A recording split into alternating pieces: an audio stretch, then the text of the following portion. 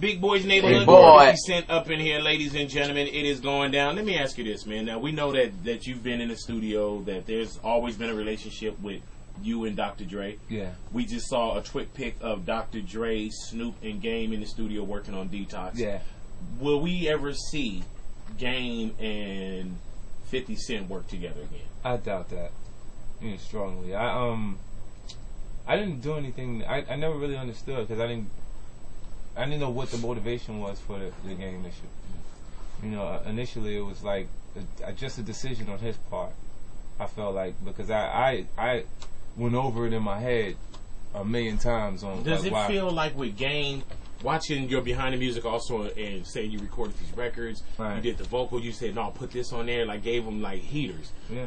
Is it more betrayal than anything? Like, well, yeah, but I didn't have a long period of time around Game. We worked for about 5 days. Oh wow. You know what I mean? And Dre spent a year in the studio with Game. Mm-hmm.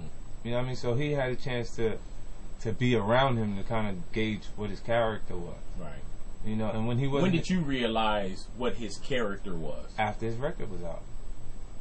You see what I'm saying? Right after the record was out, it was like, I'm hot. Because of how many records it sold at that point. Were there times when you guys were on the road or you seen something when he was with G Unit that you was like, oh man? Never. Never.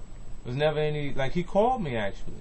Because he had said something about Jay-Z. He said he could suck his, and Memphis Bleak and Beanie Siegel. He did it overseas and it came back right away. And he had called me and I was like, yo, let me talk to him, because it was so early that Jay could have kind of put his lights out. Right.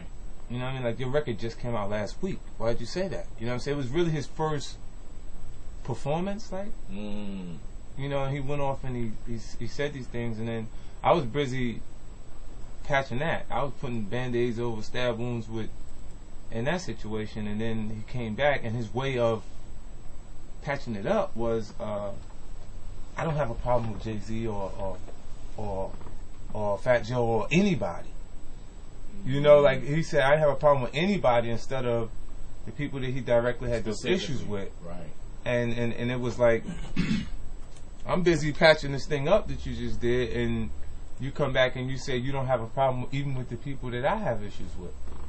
Right. So was that like strike 1 and 2, or was strike? It was interesting, like, because he was saying, because they were talking to him discussing what I had put out on Piggy Bank, and he was like, yo, I ain't got nothing to do with that, and this and that, and I'm like, I just gave you your first 3 singles. Let me ask you this: why you didn't put the energy into Game that we seen 50 put energy into other people? Why you didn't discuss or go deeper into a background or anything like how you would do a Rick Ross, Ja Rule, whatever it may be? It didn't really. His background was in front of me. Like you saw his brother have issues with him in front of everybody. And then his mom and all of them. His was in the open, so there was no real reason for me to go like outside. Like Rick Ross, you'll see Rick Ross out there as if he was a correctional officer. When I went into his background, this guy's rapping like he's a drug dealer when he was a correctional officer. Game background, when you went into that, you found he was a stripper. Like he used to work at his mom's, strip joint.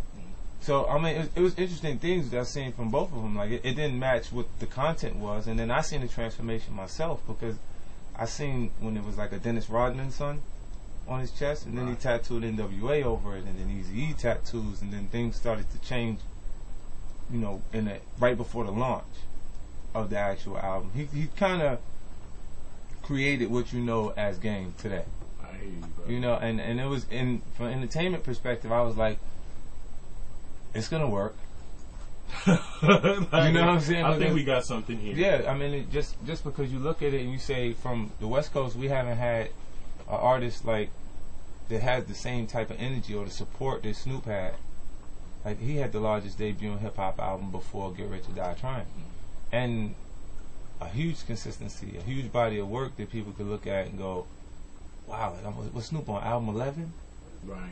That's an accomplishment, man, because there's a cloud, there's a shadow of doubt cast over every artist in between each project that you got to work through. And it's even worse now, huh? Yeah.